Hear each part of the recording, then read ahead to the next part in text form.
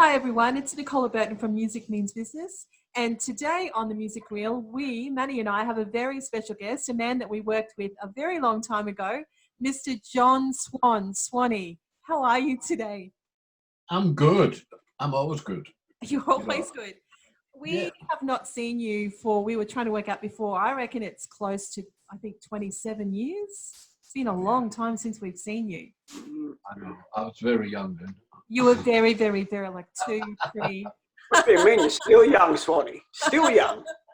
So for those of you watching who don't know who this young man is, he is part of Australian rock and roll royalty. So he's done albums, hit singles, worked with everyone. He was inducted into the South Australian Hall of Music, the South Australian Music Hall of Fame. But you, in 2017, you got an Order of Australia medal, didn't you, John? The same year as I was inducted into the Hall of Fame, I became South Australian Senior Citizen of the Year, and I was runner-up in Australian Citizen of the Year. And wow, congratulations! That was really amazing because number one, I didn't expect to be here, and many will tell you. Shouldn't be all right. But you know, it was a great honour, but more than that, I enjoyed what I was doing. And I think the following year I got the OAM. That was nice. Well, that's for your work with charities. You've been doing a lot of work with charities, I think, since we've seen you. Can you perhaps talk about that a little bit? Yeah, I started out, I gave up drinking and drugs, as everybody knows, but you know, I never pull any punches. I tell the truth the way it is, and because there's no point in me trying to fidge it. Too many people know, you know, it's quite obvious. But you know, when I made that decision, I gave up cigarettes, drink, and drugs on the same day, and wow, it was a hellish month of withdrawals, just sweating and doing all that. You know?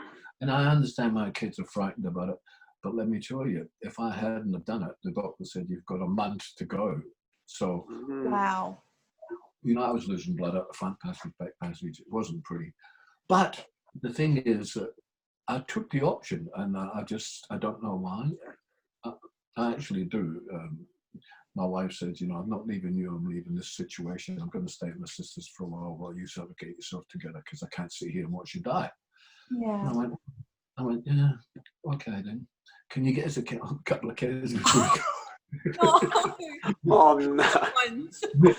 Mr. Sensitive. No, the point being, I mean, she was my best friend, and she left, and I sort of just went down and lay there on my mum's floor in the spare room with nothing else in the room, just a carpet and a blanket and water, you know. And I did what you have to do for a month to get clean. And let me tell you, I'd say to everybody, if you'd have thought that a boy from Elizabeth, you know, like couldn't hold down a job, been a rock and roller since I was 13, I've really had a blessed life. But unfortunately, along the way, I was suffering from anxiety, and the anxiety I didn't know. At 13, I was playing with a girl called Lynn Randell's Before Your Time, but she had a hit with Chow Baby, Let's Call It a Day. It was #1. And she hired us, and we got to play. Our first gig was with the #1 seller, you know. So it was Molly's girl. It was Molly's girl. He created the whole thing. Okay. And she was Jimi Hendrix's girlfriend. So it was quite interesting to hear all the stories. We got, you know, it was a really fortunate life, but I was hanging around. I'm 13, 14-year-old hanging around with 27-year-olds, Max Merritt and Billy and all of those guys who were doing what 27-year-olds do. And I thought I was so cool doing that, but they protected me. I stand by them. They protected me. They stopped me from all the, you know, pedophiles and God knows what else, because I was badly molested at that age, and it's not something.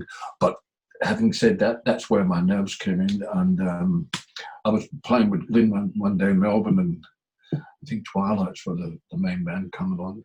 And I just had a panic attack, and I got up off the drums because I was playing drums at the time, and I walked off the stage, and everybody's looking at me going, "You can't walk off, man," you know. And I said, I can't do it. Anyway, there's this big bikie there at the side of the stage, and he said, "What do you think you're doing?" And I said, "Well, I'm getting out of here. He said, you're having a panic attack. Breathe. And he poured me a scotch of a Glenfiddich thing, and he gave it to me, and it was only just about 4 fingers, like.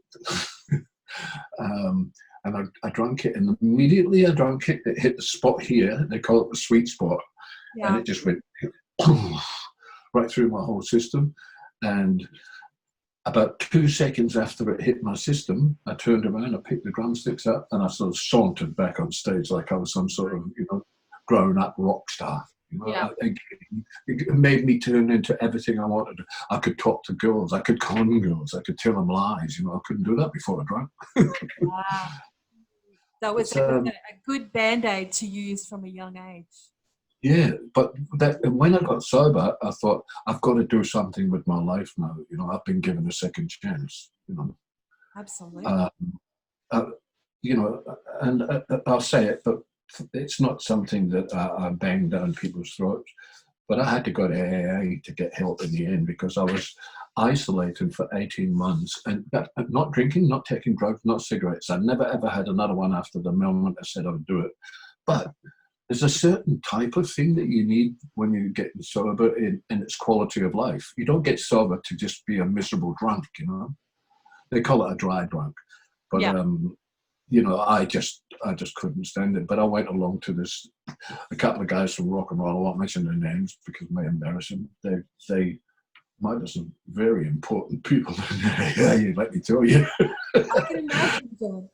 Well, I won't say the names, but I've seen some of the biggest stars in the world, to come up and sit next to me, and they're in tears because they're frightened that their child's got the gene, And I said, oh, no, it's a gene. That's not proven. That's just something, And I know the guy's just got 20, 30 million for a movie he was doing here at the time. But it's not money. You cannot, all the money in the world will not give me what I've got today. I wake up in the morning feeling good. I go to bed at night feeling good. And I go to bed at night, and wake up next to the person that I know best, And it's me. But, that made me want to move down the road of how can I be of some assistance to these kids? So anyway, I went down I did Meals on Wheels for about a year down Angus Young Street, because Angus was living in Kangaroo Point. Yeah, named, all of these beautiful, beautiful women, they're in their 80s, they're up in the garage, and it's a peninsula that goes out. I won't mention where it is, and there's all these magic houses with water. I had my boat parked at the bottom of it, so I knew what was down there, Yeah. And these old ladies were up in the garage, and I thought, well, what's these 4 houses? They said, that's my grandkids, my daughter, and my other son, and they've negated, pushed her up to the shed, basically, Right. And collateral, equity-wise, she was so well off, and I thought, well, okay, what can I do to help? And she said, I hadn't had any prawns or avocado for so long. It's just been this mush. So I said, look, I'll go and talk to the chef. Okay, I'll be back in a minute. There was no chef. Hello. The chef's the guy from the bowling club. But for me, I just went straight up to Woolies, and I got some avocados and some lemon and some prawns and stuff like that I thought was just somebody who hadn't had a nice treat for a while would enjoy. So I took it back to her, and she said, oh, this is so good. When I got back, she had rouge on, and she had long, she had her hair on, and it was a ponytail right down her back. She just looked beautiful, And all of a sudden, it was because somebody had taken a bit of time to just talk to her, have a cup of tea with her, and find out what would you like, and go and get it. And I came back with it. And anyway, I went next door to the next person, and you have to go down the waterfronts and climbing down there. And I get to the door, and I go, hello, it's Meals on Wheels. My name's John Swan. You can open the door. I've got a pass here. And she said, oh, no, I know who you are. And she opened the door up, and I thought, how does she know who I am? And I gave her her tray, and she went, what's that? I said, it's Meals on Wheels. And she said, where's the avocado and the prawns? No. Now I'm one of them. Now I'm one of that generation. I understand how it happens. She had rung every single woman all the way there. you know, they were glorious, because as I got further down the street, they had more time to put makeup on and get the jewelry and all the stuff, you know, like. And I fell in love with them because they're just the most beautiful people, you know. Because people. Yeah, and I felt terrible about them being neglected by their parents. Their sons and daughters are all living down there, living a life of royalty on mum's equity that dad's worked his butt off for, you know. Yeah. So I really, really got the shit, excuse my language, but what I decided then was I was going to try and make a difference in somebody's life. And Wow. I just started talking to a psychologist, and he said, you know, you'd be good to actually be an example. He said, because you're a thesis for a whole semester of, you know, psychiatry with the stuff that you've done, you know. And I said, oh, thank you very much, I think. And he introduced me to some people, and I sat down and I took them to Cronulla Beach, and I sat them down and had a coffee with them. And they said, do you think I could do it? I said, well, you know, I knew I couldn't. I've lived my whole life. I've lost so many gigs. I've been offered with AC/DC, Flash in the Pan, Robin Trower Band, all that.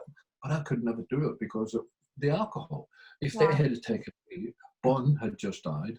He died similar to where I thought I was going to go. You know, no disrespect to anybody and I would have been a labour on those boys.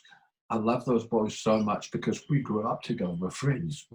There's not AC/DC cultures or in excess and that. They were all just kids like us, you know. Yeah. Later, success came, and even some of them then still be kids, you know. But the point being, I think that I suddenly realised I've got something to say. Yes. They when I was telling them, they go, "Oh, Christ, you're joking." And I'd say, "Yeah," and also, you know, along the way, I got prostate cancer and all this sort of stuff. And I lost my mum, and I lost my dad, and I lost an awful lot of friends. As you know, in this industry, we're at that age now where we drop off. You know, you just got to make sure you're on Facebook the night before to make sure that they're still there. You know? Yeah. Can you imagine if Facebook was around when we were doing it? No. It was. I think it was called the King's Cross Whisper then. Yeah, absolutely. But you know, I say, and I started seeing people homeless people. I've been homeless, you know, and I'm not trying to emulate Jim, but with his book or anything like that. All I'm saying is, I've lived in the back of a truck. It was a fruit truck in Melbourne when I was with that band as a 14-year-old, you know. And I thought, well, see, there's only room inside.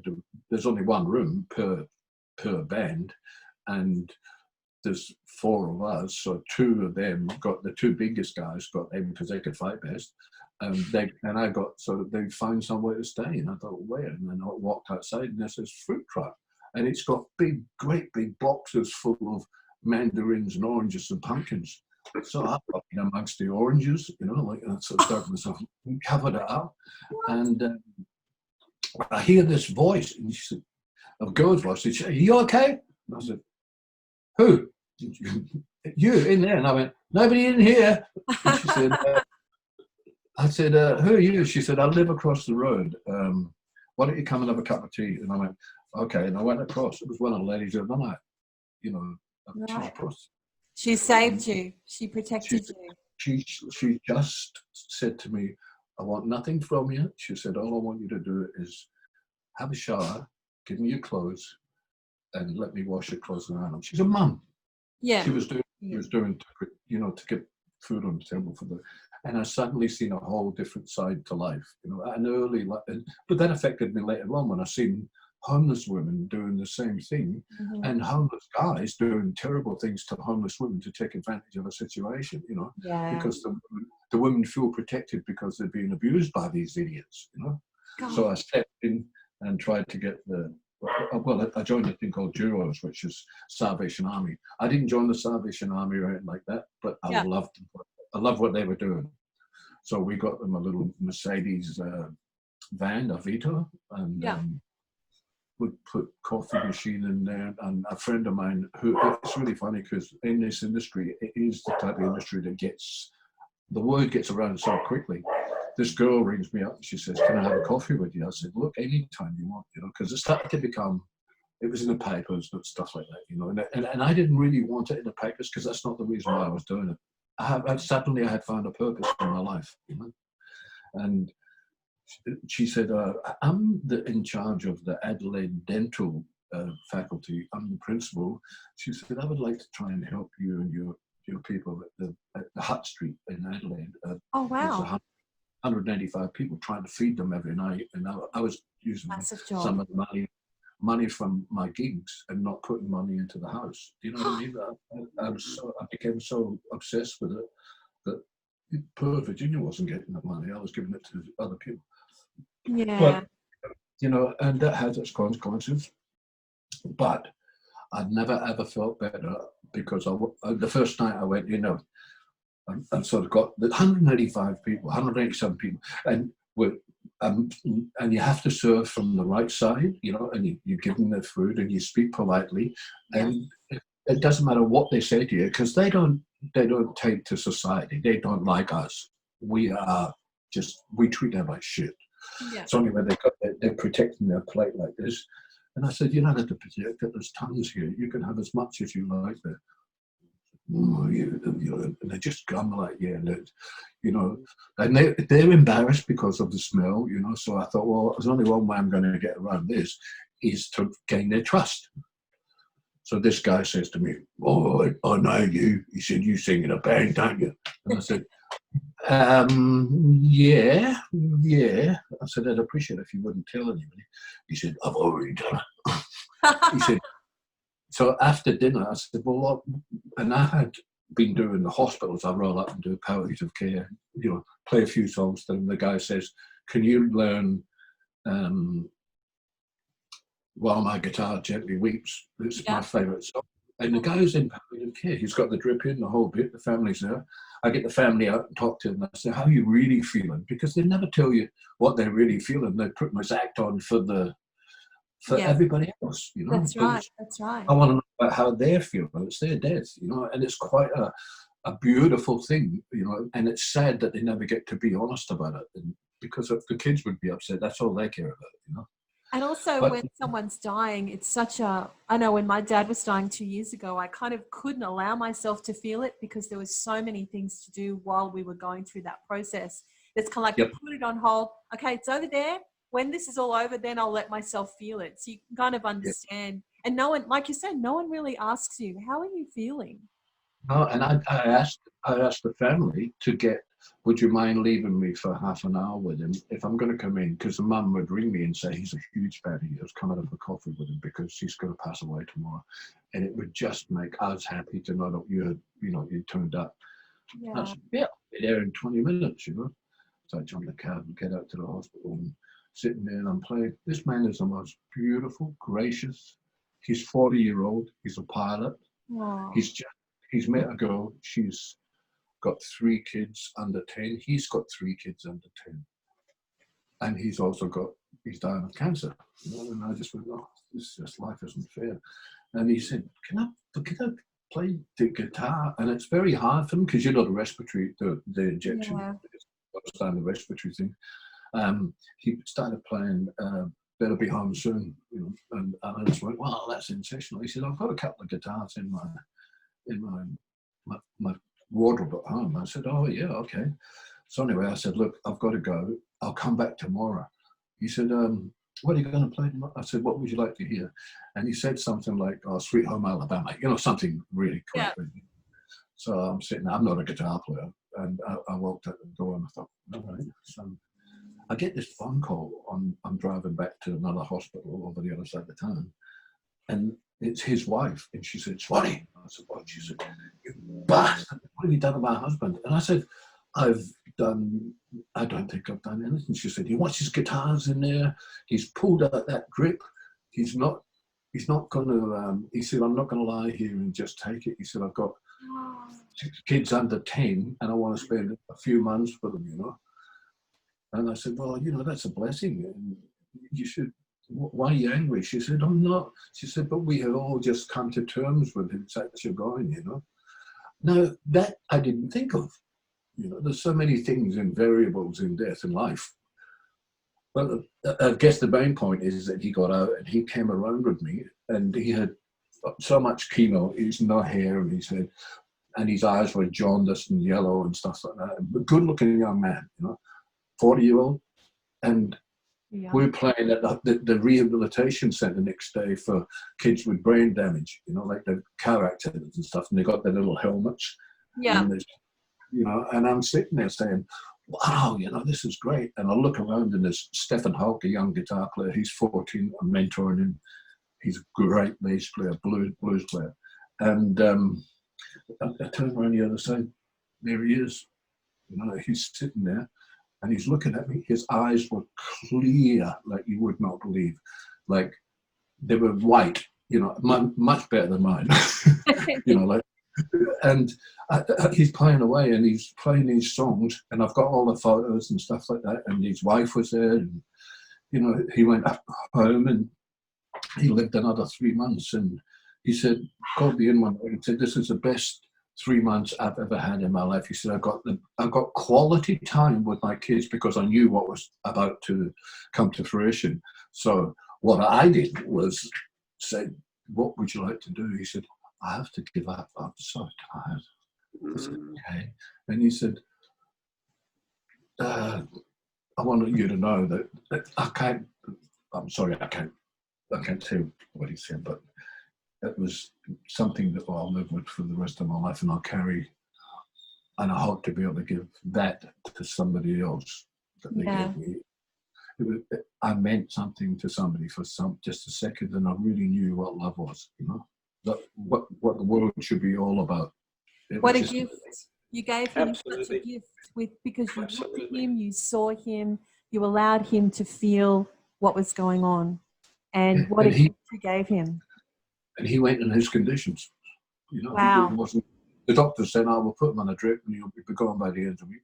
No, he lived another 3 months of great stuff, and Incredible. 3 months of great times with my kids who are under 10. Now those kids have grown up. I wrote a song called "Here's to You" on my last album, and it was for him. Wow. Darren Mullins, a producer of the album, and it's a beautiful song. Then his wife said, "Would you sing it at the wedding?" I said, oh wow. I don't know if I can because I'm sitting before his kids and that, you know. And I thought, you know what? That's what it's about. This is what I've got to overcome, my own emotions, in order to be able to give somebody else the final closure. Yeah. So that's beautiful. Absolutely. I swear to you, well, that became the norm then. After people got to hear about that, I have no hesitation. I'd been through the worst part. It's the first time you do it, you know. Right. So from then on, it would be stuff like, you know, can you do help me make it through the night and stuff like that. And I'd say, you sure want me to learn this? You've got their trust. You're the type of person that they can talk to them. I didn't baby them. I didn't, you know, pat them on the back and rub them with and all I did was wet their lips, you know. Yeah. Wow. And made jokes, and we had a great time until the family came back into the room, and then it became he put the act on for the kids, you know. Yeah. But when he started making those jokes in front of the kids, it wasn't appropriate. He suddenly realised he had to play that role of being dad who's dying, so not good being happy about it. So, John, I have to ask you: have you written a book about your life yet? No, nobody's interested. With these stories that you're telling us today, my goodness, I would buy that book. Yeah, no, but I can't print, never mind write. And my last book, the crayons got nicked, so I couldn't color it in. Jim writes books. I don't write books, you know, like, and to be totally honest with you, I think that these things that I'm talking to you about are memories that are from a good place and not to be for a reward. I didn't want to friggin' no, I get that. And there's a few times during the past few months that I've felt like sticking it up. When that old guy got the, was it 32 million pounds or something, colonel, and he got made up to be a colonel when he's 95, 100 years old or something, and in England, and he walked up and down his driveway and got so much money for these people. And then actually seeing the guards there while he's walking up and down, and then the Queen gave him an OBE, you know. And I thought, well, that's what they should be used for. They shouldn't be used for things like me, and they certainly shouldn't be going to cricketers and footballers and all this bullshit, you know. Okay. Give them to people who deserve them, who give them to nurses, you know.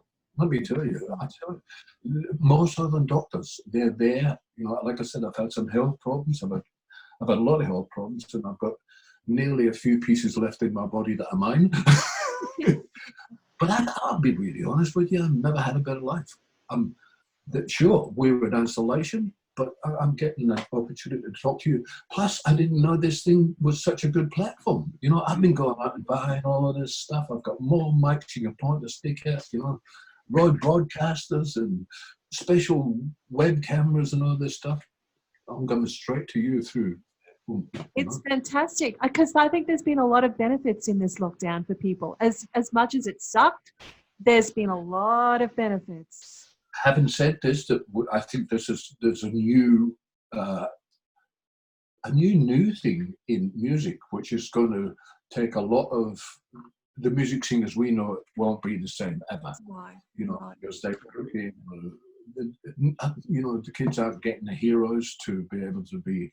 You know, there's no Jeff Becks, there's no Eric Clapton, there's no B.B. King, there's no Howlin' Wolf, there's no, you know, Robert Johnson. So who are they going to learn all those licks off? You know, you can't drag them in from Apple, drag a loop in and makes a beat, you know. Steve Gadd picks a beat. If you listen to 50 Ways to Leave Your Lover, you'll hear that poof, that little drum fill he plays before it. That sets up the song. It's just, everything's feel, you know. You can't replace that. No matter what, until they get that special, I don't know what they call it. I guess it's just moving robots. Yeah, but the robots will take over, you know, and they'll get human emotion, but they won't be able to play those chops. You know, you can't do what guys like. There's a guitar player like James Mueller. He's number 4 in the world for the jazz players.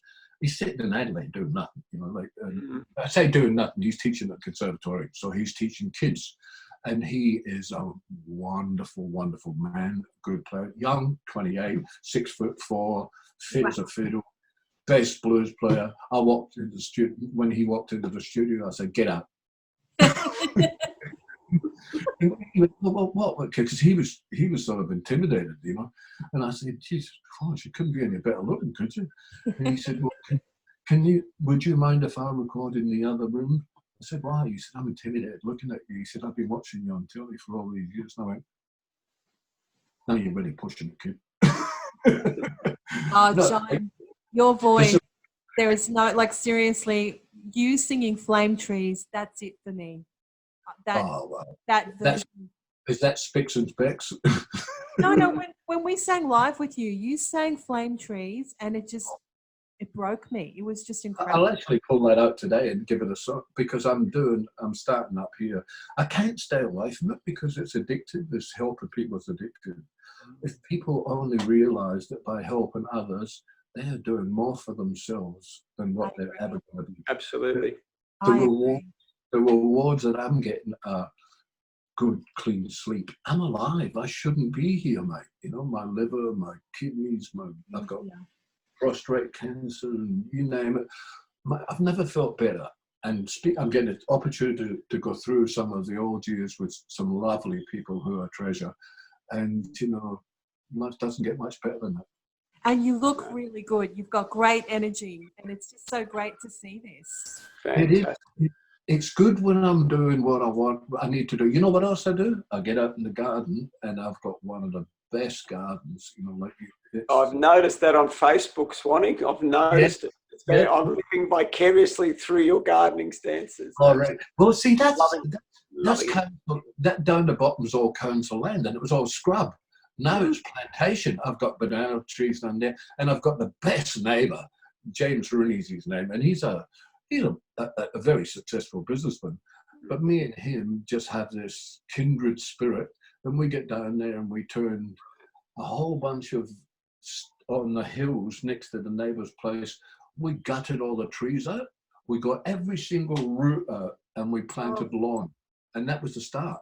And then from there, it drained into the creek. We got into the creek, dug another creek and made the feature out of the creek that was already there. So there's two things in life that I love is nature, honesty, and being able to help people. Helping people. Wow. The only thing that I don't really, I have everything that I need, you know, and everything that I want, I've had. I've had 35-foot cruisers. I've had 5 acres in Sydney, and, you know, Jags and Mercs. I've got an old Merc and an old guitar. And that's all I own now. And I need nothing else. I've got a nice little studio here. My wife's upstairs, and you know, we're just best friends like you can believe. Everybody should have a little period apart to sort themselves out. She said, "I want to know who I am," and I said, "I can understand that because I'm only just learning who I am." It's a lifelong journey, isn't it? It is. Yeah. You know, if you let it in, if you let life in, it's a great thing. You know, but you have to let it on life's terms. You can't let it on your terms. Unfortunately, two people, there's no I in we. You know, that's my vote. Exactly. That's about the way I conclude all of that. You know, like, where's the I in we? And, you know, the first thing they do is, what's in it for me? You know, so you wouldn't believe if I told you.